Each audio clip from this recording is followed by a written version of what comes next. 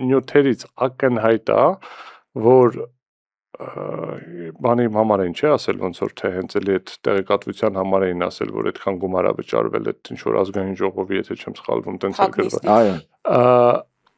Այդ փակ նիստի հետ կապված որևէ այդ գումարային հարց նյութերում չկա։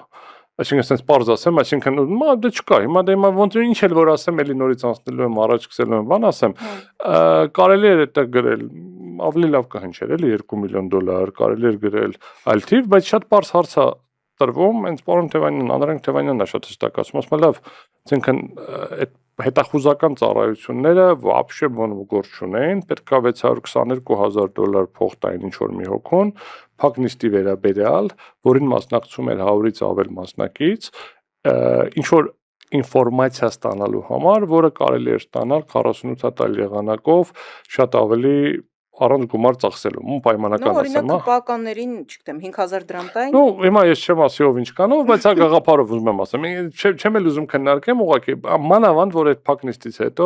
կա ձայնագրություններ, որտեղ հստակ արձանագրվում է, որ պետական գաղտնիք չի քննարկվել։